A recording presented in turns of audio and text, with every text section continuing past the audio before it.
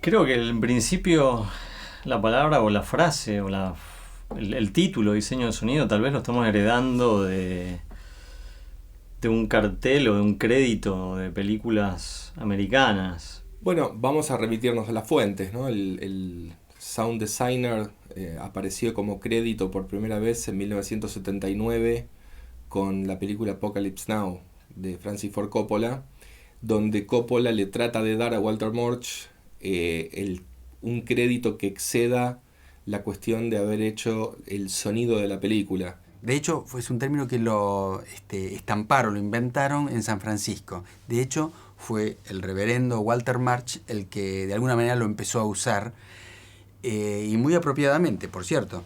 En realidad hay dos corrientes o dos vertientes del diseñador de sonido. Incluso el nombre de diseñador de sonido aparece a veces sustituido en la industria norteamericana, por ejemplo, con el de Supervising Sound Editor, a veces como Re-Recording Mixer, que esto tiene que ver con los gremios y por otro lado tiene que ver también con la historia, ¿no? Entonces, como es un término relativamente nuevo, es reciente, esta cuestión hace que no sea tan fácil encontrar una única definición.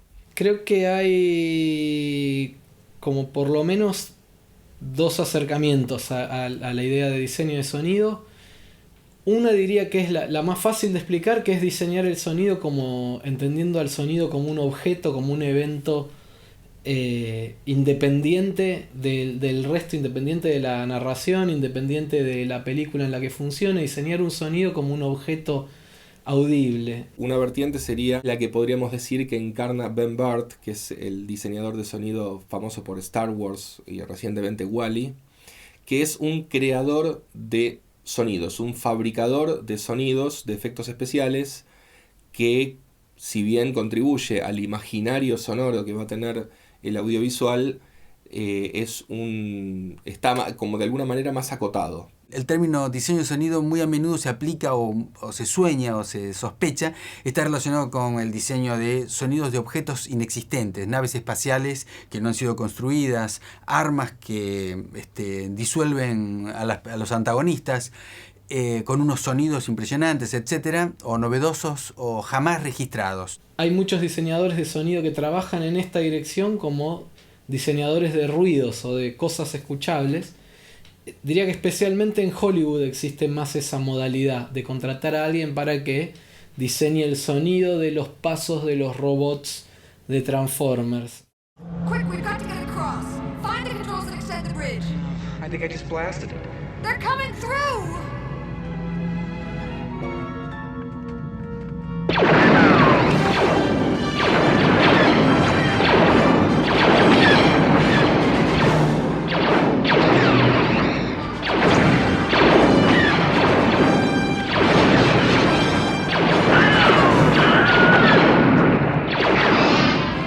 Here, hold this.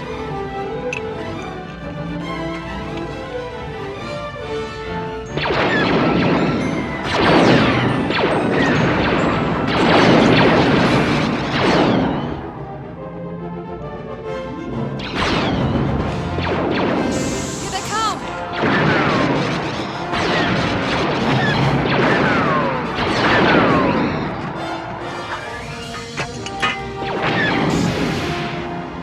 Good luck.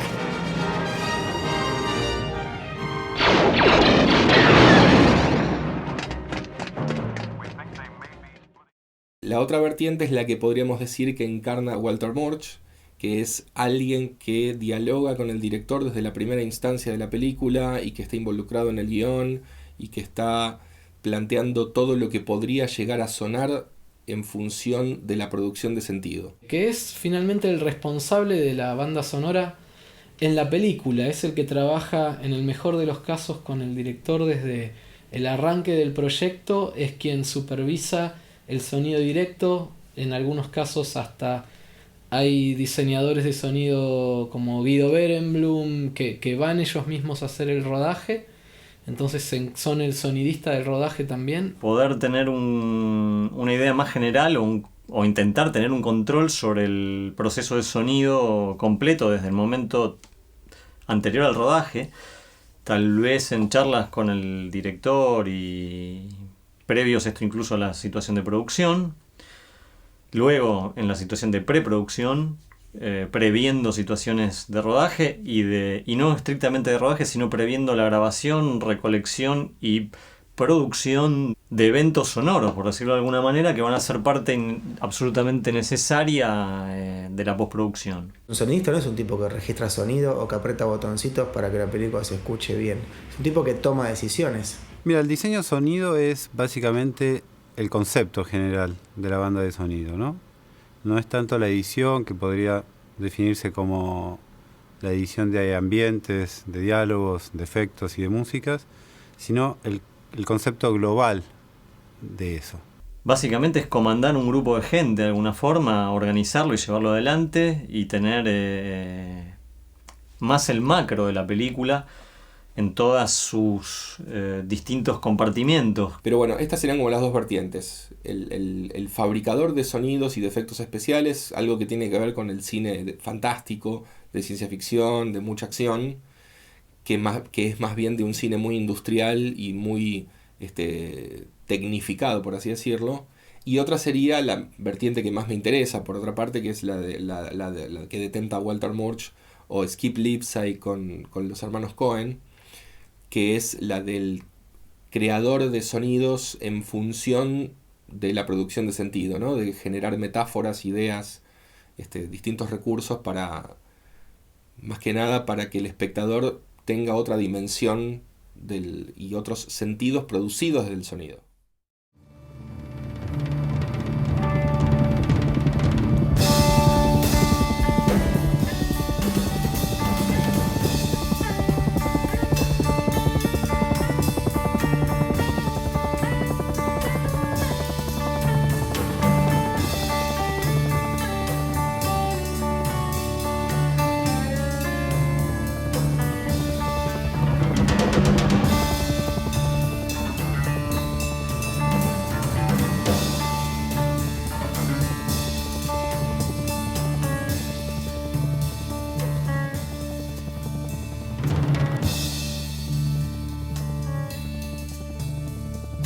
Lost in a romance, wilderness of pain, and all the children are insane.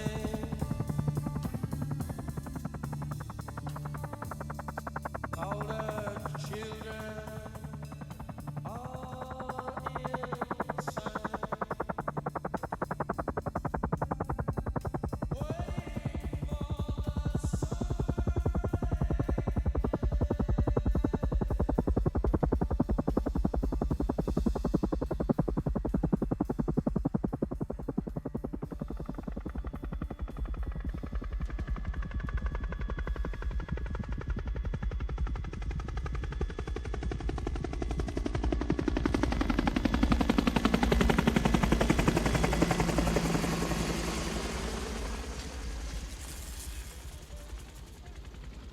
Saigon. Shit.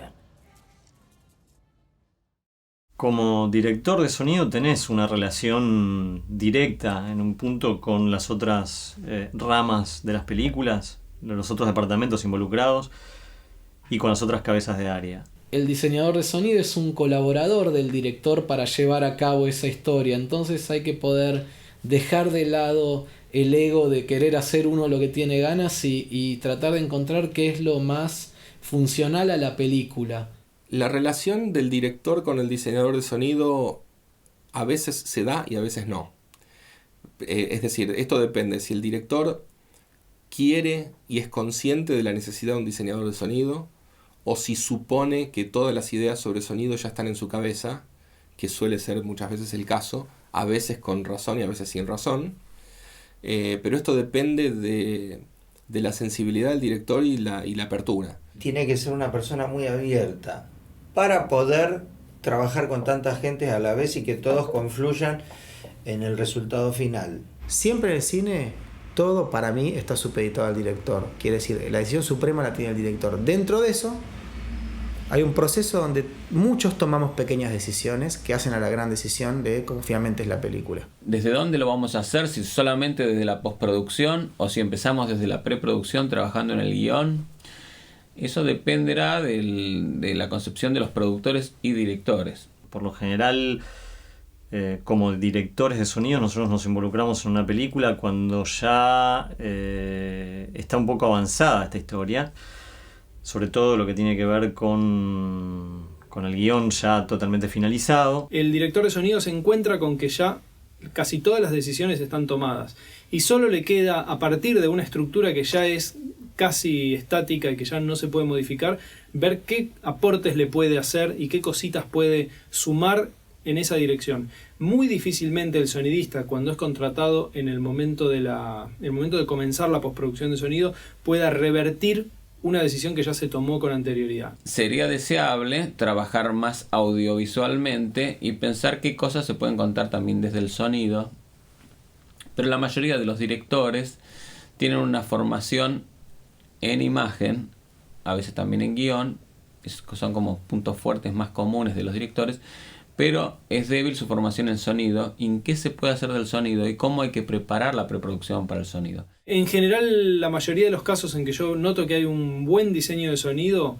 es más mérito del guionista y del director y del montajista que finalmente del sonidista. Por ejemplo, en Argentina, Lucrecia Martel es muy sensible al sonido, piensa muchísimo en el sonido, muchas veces piensa primero en el sonido y después en las imágenes, y sin embargo está trabajando con Guido Berenblum todo el tiempo y discute desde las primeras páginas del guión con Guido cómo trabajar y cómo abordar esto, y después se ve cómo se realiza y después si es el propio Guido el que lo va a realizar. Para darte un ejemplo, hay reuniones de preproducción con un guión donde los únicos que participamos en esa reunión es la directora Lucrecia, la directora de arte y yo como sonido, tratando de ver si hay manera de pensar en situaciones o en elementos de utilería que se puedan usar por cómo pueden llegar a sonar.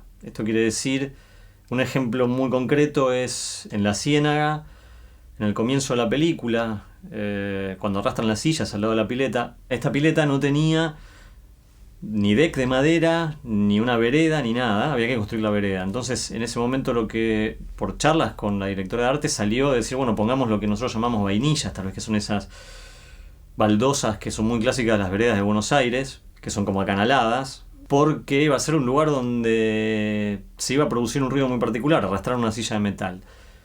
Era como tener una especie de güiro o raspador gigantesco. Algo que aparte le facilite al actor entrar en la situación de que es una situación sonora, o es una narración a través de una situación sonora.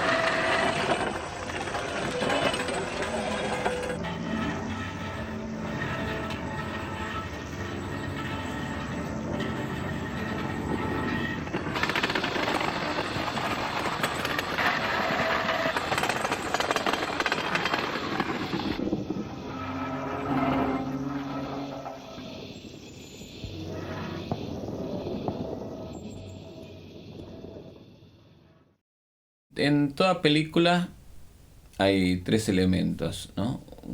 Una historia para contar, una imagen sobre lo que está filmado y un sonido con 3 lenguajes. El lenguaje de la palabra, o la palabra hablada, o la palabra cantada, o la palabra locutada. La parte de la música, que ya sea de la ficción o de música de comentario, la música extradigética, y después la parte de los efectos sonoros. Las partes de la que se divide la banda sonora son muchas, pero esto también depende del director y de la producción. El sonido directo es el sonido que se captura en el rodaje. La toma del sonido directo sería tratar de grabar lo mejor posible lo que sucede y lo que se está filmando. No necesariamente tenemos que entender como sonido directo a los diálogos, sino también a un grupo de sonidos que son generados por los actores, por los movimientos de los actores, y además de eso, aquellos sonidos que van a ser necesarios en la etapa de postproducción, como ambientes o ruidos, como grabación de vehículos y otro tipo de elementos como puertas de autos en el caso de que sean importantes en la historia. Es medio también tener como la percepción de ver qué es lo importante, digamos, por más que hay que grabar todo y digamos, y hacer la mejor toma posible. Igual creo que es una cuestión técnica, que aparte no solo depende del que lo grabe, depende del lugar, del lugar, del ruido que tenga el lugar, de la reverberancia que tenga el lugar, de la posibilidad de que eso pueda tener un control, de poder cortar una calle o no poder cortar una calle. El sonidista, por lo general, en el directo es un tipo que es el loco que está escuchando cosas que nadie escucha. Es una especie de personaje que está haciendo algo cercano a la alquimia, digamos, o sea, oscurantismo. Está haciendo algo que nadie sabe muy bien, que por otro lado también le da el beneficio de que nadie sabe lo que está haciendo y nadie escucha lo que uno está haciendo, lo que a veces parece ser un beneficio. Los problemas que surgen, y por lo general son problemas de eso, de ruidos, de lugares, de los lugares. A veces todos los lugares parecen silenciosos hasta que llegás a grabar o hasta que llegás a filmar una película. Buenos Aires cada vez está más ruidosa, el mundo está cada vez más ruidoso. Hay como cosas que sí, dependen del sonidista, pero no siempre tiene el lugar ni la posibilidad ni le dan la bola como para poder hacerlo. Yo a veces me he sentido muy mal por los compañeros sonidistas viéndolos en filmación, que necesitaban un tiempo como para grabar, para registrar sonidos, y no se los daban. O sea, si tuviera tiempo yo haría esto y esto, pero no tengo tiempo, entonces hago solo esto. Y entonces apuntar más a lo imprescindible. O a veces no vas a ver locaciones porque no te llevan, o porque la vas a ver y es esa locación o es esa locación, entonces te tenés que adaptar. Hay una frase que es un clásico últimamente, que se arregla en post, en la cual yo no creo. La postproducción de una película paga en plata y en calidad los errores que se cometen en la etapa de producción. O sea, por supuesto, yo también me adscribo a los beneficios de ese arregla en post, pero en lo posible tratemos de hacer todo como para que ahí haya menos que arreglar y mucho más para crear. Luego va a haber otra etapa que es la del doblaje, es decir, donde el sonido, si el sonido directo no es bueno, o si se quiere sustituir las voces que no se pudieron salvar, se van a sustituir por doblaje. Yo creo que hay una cosa en la que coincidimos todos, y es que si podemos evitar el doblaje lo vamos a intentar a toda costa. Es muy fácil que te digan, no, yo no quiero doblar nada. ¿Y quién quiere doblar? ¿Quién va a querer doblar? Pero bueno, empezá eligiendo lugares donde no vas a doblar y listo. Ahora, si es fundamental que el lugar sea ese y se vea de tal manera, bueno, algo siempre vas a tener que sacrificar. A veces impresiona lo poco que esperan gastar los productores en la postproducción de una película, y a veces te sorprenden, o sea que no me siento, realmente no veo que haya un patrón tan claro. En Argentina se trabaja casi todo en postproducción, cuando ya no hay tiempo, ya hay problemas de presupuesto y se corre contra el reloj. La situación de doblaje es una situación difícil, de por sí. En la primera película que hice, La prisionera, tuvimos que doblar el 100% de la película, o el 99% de la película. Fue una experiencia horrible. Sí, se tuvo que hacer eso porque se filmaba con una cámara R2C sin blindaje de la FUC, que hacía un ruido espantoso y el sonido era un imposible. A los directores no les gusta el doblaje, a mí en particular no me gusta el doblaje, tendríamos que empezar a bucear un poco por qué razones por ahí esto no termina de ser orgánico. Yo particularmente, a mi manera de ver, yo privilegio que sea creíble a que esté perfectamente en sincro. Para mí es mucho más obvio una mala actuación que un fuera de sincro.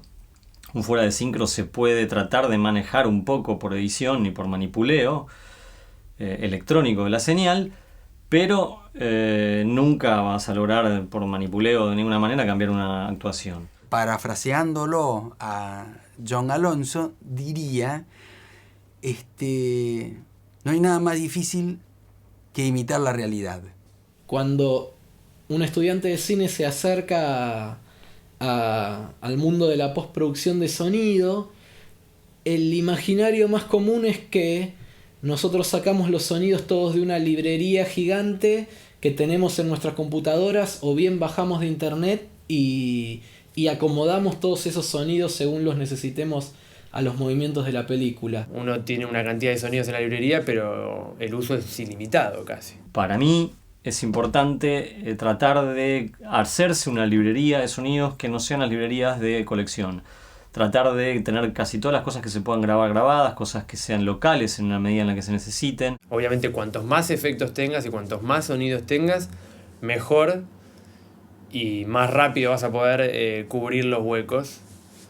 Pero la mitad de las veces está en el ingenio de uno de resolver, de mezclar varios efectos al mismo tiempo, ecualizarlos, pitchearlos y hacer lo que haya que hacer, ponerlos todos al mismo tiempo para que suene quizás un golpe o que suene, no sé. Nosotros acá en el estudio nos especializamos en la grabación de Foley. Esto se debe al nombre de un artista que se llamaba Foley, que es el que inició con esta actividad de sonorizar las películas. Todo ese tipo de sonidos que rara vez quedan bien registrados en una toma de sonido directo son duplicados de alguna manera, son ilustrados desde la práctica de Foley. Creo que una buena explicación de qué es la Foley se podría atar a cómo lo llaman los españoles. Los españoles le dicen efectos de sala, ¿no? Porque son efectos de sonido que se graban estrictamente en una sala de grabación preparada para eso. La particularidad entonces es que hay un artista de Foley que mientras va viendo la imagen va interpretando esos sonidos. Entonces luego va jugando con los distintos elementos de utilería, los zapatos, las distintas superficies del piso para producir estos sonidos y que parezca que efectivamente están viniendo de esa imagen. Lograr que el Foley suene a sonido directo, solo que los actores solo caminan y no hablan, cuesta un huevo. Entonces, finalmente, para cada sonido se construye un sonido, para cada evento se construye un sonido especial. Esto hace que la librería sea casi inutilizable. Cada paso que uno escucha en una película está hecha a medida de ese paso en esa superficie, con esa distancia, con esa cantidad de personajes, con ese zapato, con esa interpretación. No es lo mismo cuando me paro que cuando me siento, que cuando estoy corriendo. Entonces finalmente lo que se hace es interpretar todos esos sonidos en referencia de la imagen, ¿no?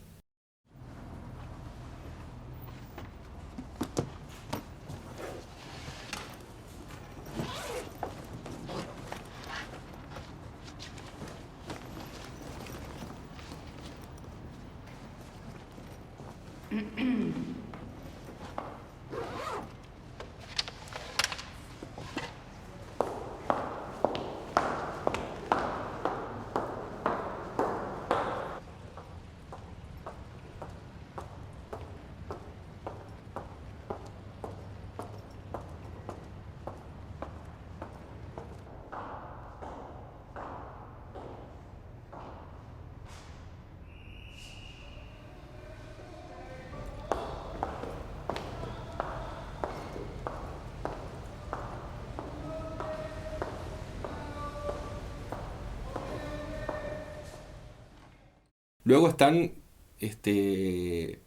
los ambientes, digamos, a veces hay ambientes muy complejos que hay que crear. Pensemos en una película como Rescatando al Soldado Ryan. Ahí Gary Rydstrom hizo prácticamente todo lo que ocurre en la secuencia del desembarco en Normandía, esos 25 minutos tan complejos de la película de Spielberg, están increíblemente logrados, es decir, desde el sonido de las olas lejanas, los ruidos y rumores de batalla, los casquetes de las balas, el sonido de las cosas que se sumergen, ¿no? El sonido incluso de los disparos debajo del agua. Es decir, todo esto no hay Foley, o hay una minimísima medida. Todo esto es impresionante. No importa la complejidad de cada sonido en sí, sino lo vasto de la reconstrucción.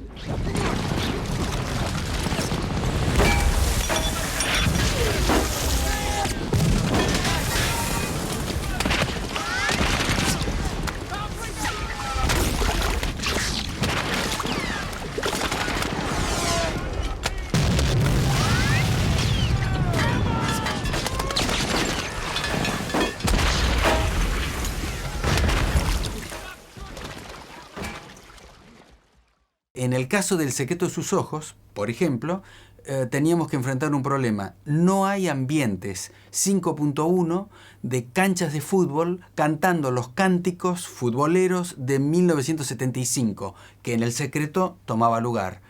Entonces, hacer esta cancha, hacer que 30.000 almas canten una cosa posible, ese es un caso de, si querés, de diseño de sonido.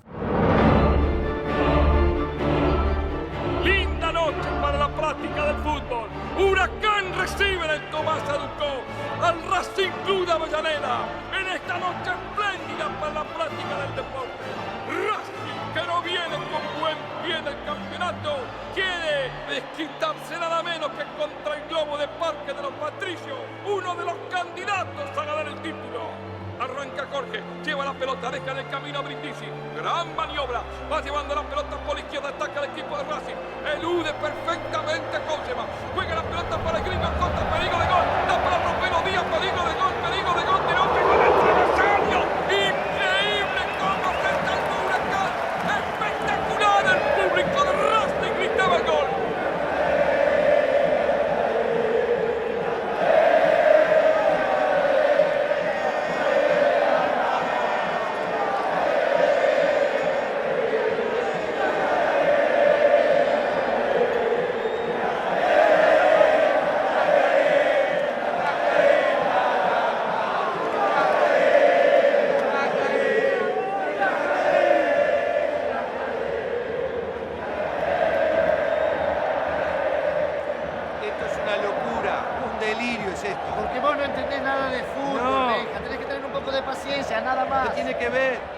Mucha gente, es imposible esto.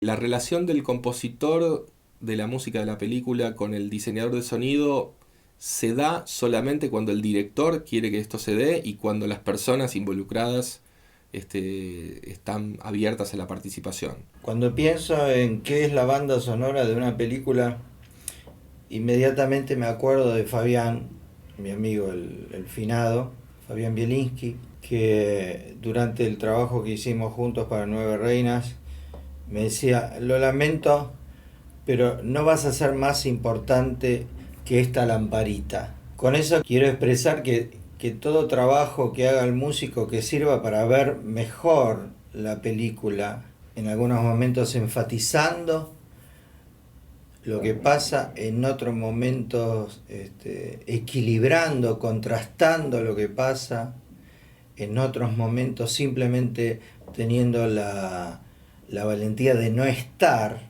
y que el director tenga la valentía de que no haya más música de la necesaria, o en otros momentos poder tener el talento de hacer un tema que todos puedan salir del cine silbándolo, que es una de las cosas más lindas, ¿no?, que puede pasar.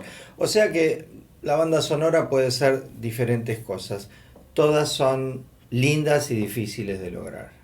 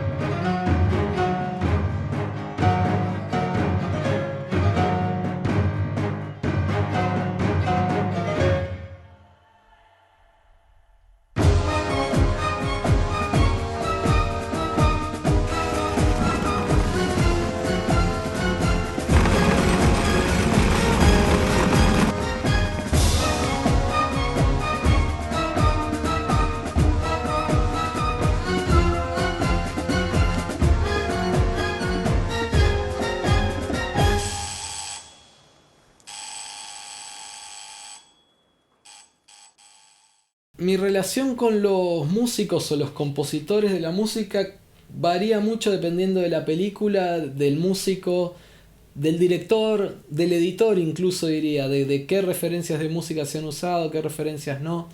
A veces tenemos más interacción, otras veces tenemos menos interacción. Cuanto antes se pueda generar ese vínculo de conocerse y de establecer un poco, conocer qué es lo que va a hacer o qué le gustaría hacer o de su forma de trabajo, para mí es mejor. Para conversar desde lo técnico, desde lo creativo, me parece lo más interesante. Otras veces se trabaja completamente en paralelo. La banda sonora se hace toda por un lado, la edición de diálogos, ambientes y efectos, Foley, y nosotros trabajamos como una película sin música, mientras que por otro lado se va trabajando la música y llega un momento donde eso se combina. En mi caso no es lo más común, en mi experiencia de las películas que yo hice, no es lo más común que haya mucha interrelación con el músico, ¿sí? Mucho trabajo en común, por lo general lamentablemente se trabaja como dos situaciones separadas. La mayoría de las veces, si uno piensa en su escena favorita de todos los tiempos de películas, si uno piensa en su momento audiovisual más potente que pueda recordar, generalmente va a tener que ver con una combinación de música e imágenes muy puntual. Sin embargo, muchos directores trabajan a la música acá como si fuera la corrección de color que se agrega en el último momento. Para mí eso es un desperdicio y me gusta poder incorporarlo mucho antes, pero no depende, diría, del sonidista, depende mucho más del director y quizás en cierta medida del montajista también. Yo estoy acostumbrado, hace años yo trabajaba de otro modo, es decir, el diseño de toda la banda de música la hacíamos entre el director, el músico y yo.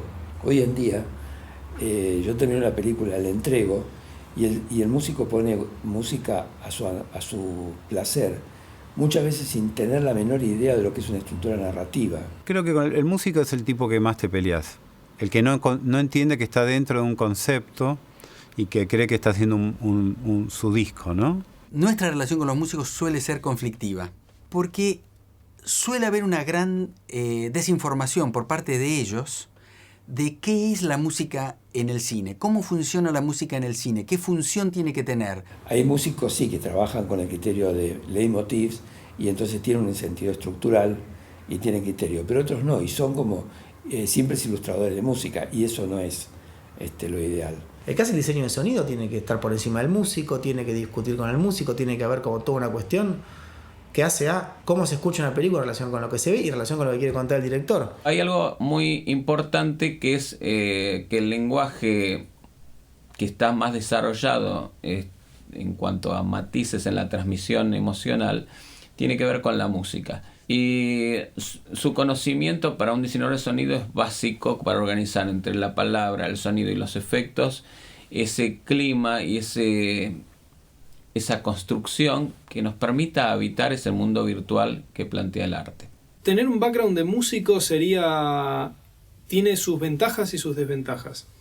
Las ventajas son que uno tiene un oído musical desarrollado, educado. Eso no puede ser malo de ninguna manera, porque el trabajo que hacemos, no solo cuando nos toca mezclar música, sino cuando mezclamos diálogos y cuando editamos efectos y cuando es todo muy musical. O sea, nosotros terminamos componiendo música que tiene otra forma, con instrumentos distintos, pero termina siendo una orquesta completa lo que editamos.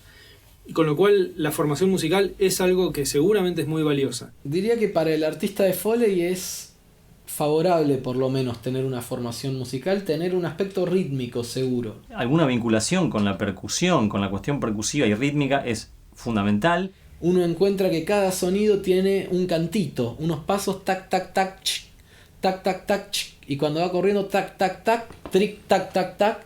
Entonces el artista de Foley aprende esos cantitos. Que tenga una preparación musical seguro lo ayuda, está familiarizado con el ritmo. Creo que ayuda a tener una formación musical.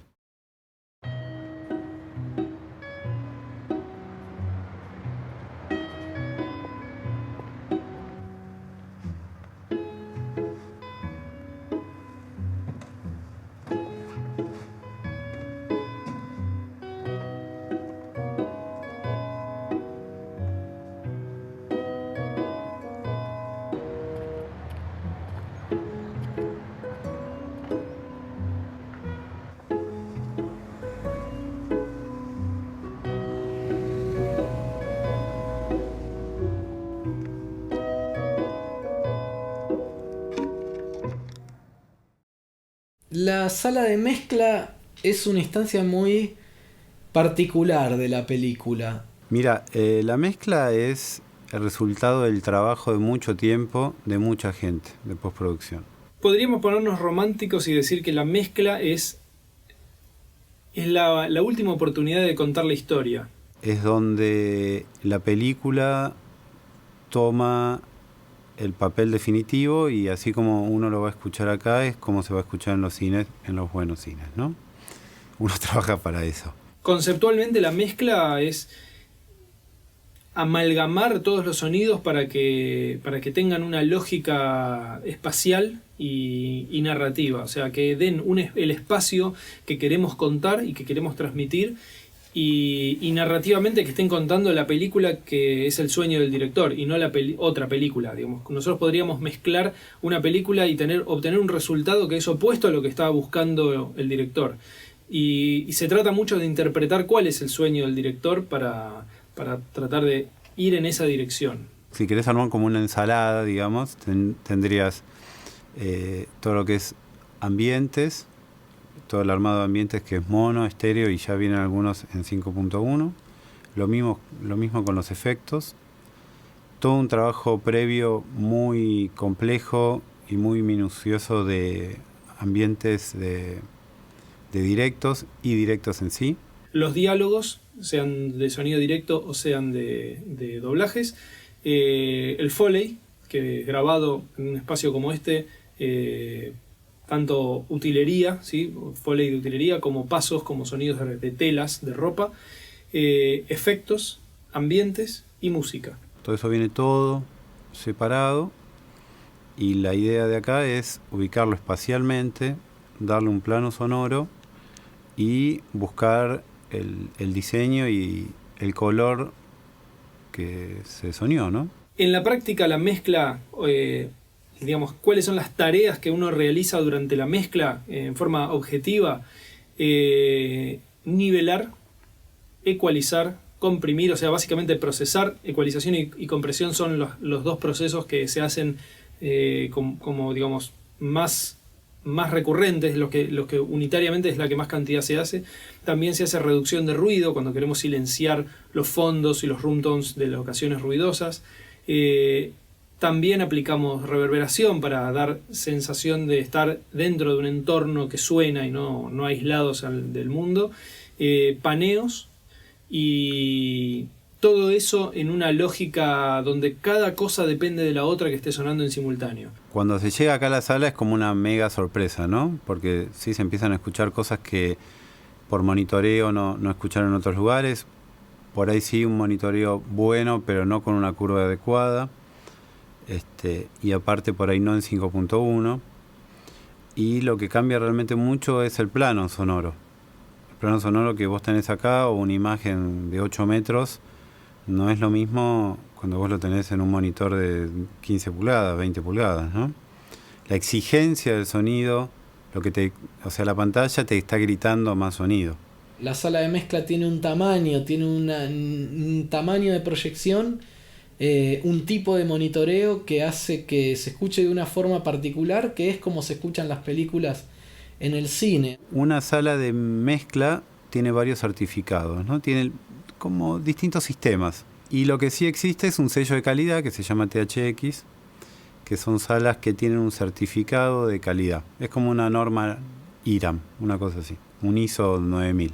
Certifica muchas cosas de la experiencia cinematográfica. El brillo de la pantalla, el ángulo, la posición, el tamaño. También certifica la calidad y la disposición y la ubicación de los equipos de sonido, de amplificación, los parlantes. Pero yo supongo que debe haber especificaciones acerca de cuán crocante debe ser el pochoclo también. O sea, especifica la experiencia cinematográfica. Y junto con la sala, con las características muy especiales de escucha que hay en una sala de mezcla, también vienen las habilidades del mezclador, que es un tipo que está acostumbrado a terminar una película, que está acostumbrado a poder darle a cada sonido el lugar que corresponde, con la ecualización, con la reverb, con los paneos, que entonces es un aporte muy importante también a la película el que hace el mezclador en esa última etapa. Están todos los ingredientes y acá es como que el puchero se termina de hacer. Es la primera vez que la mayoría ve la película en pantalla grande, en alta definición, con el sonido, con muy buen monitoreo, como va a sonar en el cine. Se sienten en el cine, y eso es algo que emociona a los directores, que son los padres de la criatura.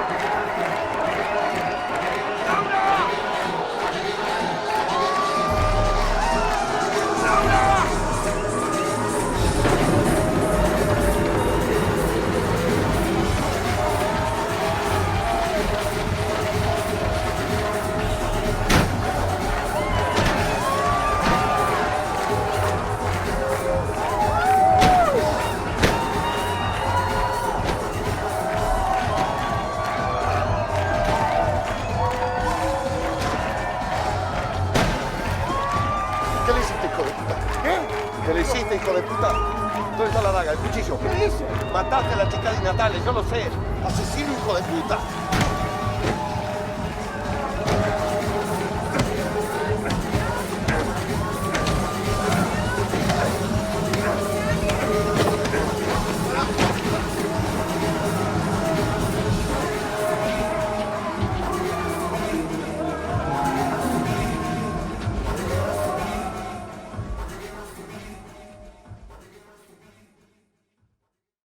Un consejo para la gente que quiere arrancar en esto. El consejo es paciencia. Mucha paciencia. Tiene que tener presente esto de que hay que frenar para saber qué decir. Poder sentarse al lado de alguien que uno sepa que está trabajando muy bien y poder sentarse a ver qué es lo que está haciendo y cómo procesa el sonido, qué tipo de enfoque le da a los diferentes sonidos, cómo logra que algo que viene totalmente bruto sea un producto acabado. Ver clásicos o ver películas donde la elaboración de las bandas sonoras haya sido muy trabajada o que haya tenido una gran importancia sobre el desarrollo de ese relato. Tratar de interpretarlas, ver diferencias entre una y otra. Y preguntar, porque la gente hoy te contesta, cualquier estudio vos vas, llamás por teléfono, te van a abrir las puertas y podés preguntar que todo el mundo te va a contestar. El consejo de Randy Tom fue: no te preocupes, lo único que tenés que saber para ser un buen mezclador es llevarte bien con los clientes. Ese es lo que los americanos llaman el people skill, o sea, el tacto para manejar a la gente y para ir encauzando sus ansiedades y sus expectativas y sus sueños. Eso es lo que me parece que es lo más difícil de aprender y lo que además no se enseña en ningún lado. Tener un oído muy atento y muy curioso, es decir, escuchar y prestarle mucha atención a sonidos incluso nimios. Yo creo que tenés que ser un tipo muy observador en la calle, en la realidad, en las situaciones que te impacten de sonido, de la propia experiencia. Saber oír, eso es lo que cuesta un triunfo.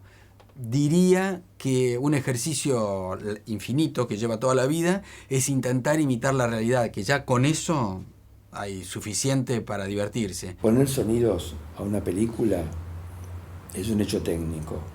Crear el diseño de sonido de un film es un hecho artístico de otro nivel.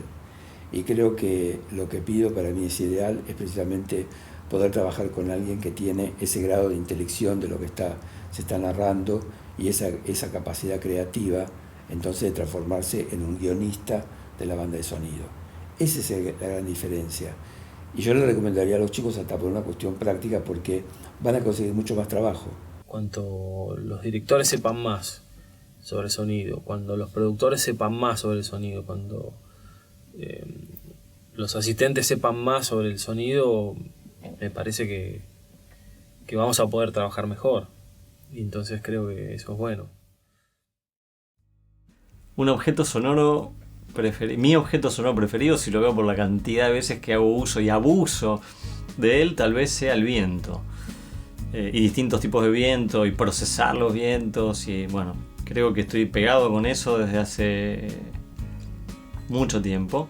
Es muy buena la pregunta, No quiero meterme con cosas afectivas, pero sí sonidos de la naturaleza, por ejemplo el ruido del agua, es algo que siempre me genera como una sensación así de bienestar, de algo muy bello, ¿no?, que está ahí presente. El ruido del viento, lo que está a mano cuando me voy a mi quinta en Parque Leluar todos los fines de semana, justamente a reciclar sonoramente. Es difícil, diría no. Hay las chicharras me gustan, pero hay unas ranitas que son como que grabamos para una película que también son muy buenas, me gustan bastante. Sonidos que me evocan como ciertos tambores taiko. Las olas, tanto visualmente como en el sonido, son siempre iguales, pero son siempre diferentes. Un sonido que a mí me subyuga es el viento, el sonido del viento. me resulta tremendamente atractivo porque se renueva permanentemente, hay de todas las formas y timbres posibles. El silencio no existe, el puro, pero sí cualquier cosa que genere tranquilidad. Hay muchos sonidos. El sonido que más placer me causa es la risa de mis hijos. Eso no hay nada que pueda competir con eso. Me gusta mucho cómo se escuchan los distintos espacios. Intento reproducir en mis películas las distancias, los espacios. El fuego también me gusta mucho. Lo que más recuerdo es como, efectivamente, es como la música, ¿no? Me parece que sí. Será que, no sé, o que estoy mucho tiempo encerrado escuchando muchos ruidos y ya me parezca común escuchar ruidos todo el tiempo de cosas.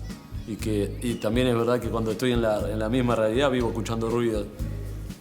Me parece que se me hace complejo, se me ocurren más canciones que otra cosa. Mis gatas son increíbles para producir sonidos raros, que son muy graciosos. A veces, si esto sucede a las 4 de la mañana, no es en absoluto grato. Me gusta mucho cómo se escucha en distintas situaciones. Me gusta mucho cómo se escucha abajo del agua. Me gusta mucho cómo se escucha apoyando la cabeza contra la oreja contra la pared. Cuando era más chico tenía un portaestudio y hacía experimentos poniendo micrófonos en lugares inusuales. Entonces yo hacía música ambient y escondía micrófonos en el horno, por ejemplo, y entonces registraba una situación de la cocina desde el horno, o grababa con un micrófono el viaje del ascensor llevando el micrófono desde ahí, o poniendo el micrófono en lugares poco habituales, digamos. Se generan cosas nuevas. Por ahí, si